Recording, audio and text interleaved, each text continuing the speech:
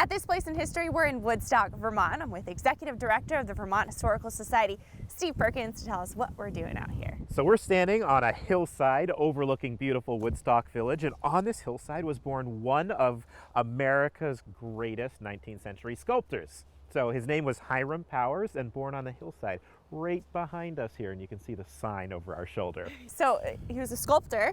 He was a sculptor. He did a lot of wonderful work in marble and busts, and I've got a lot of photos, so I think we should go back to the studio and we can start looking through his life. We're warmer now. We're gonna continue to talk about Hiram Powers, a famous artist, famous sculptor, born in Woodstock. Born in Woodstock in 1805, and he wasn't there long. He was there for about 13 years, and he moved to Washington, D.C., and very famously sculpted Andrew Jackson's bust, who was president at the time. And the critics said, this isn't great. You're supposed to do an idealized version of a president, and this was really warts and all, sunken cheeks because he was missing teeth.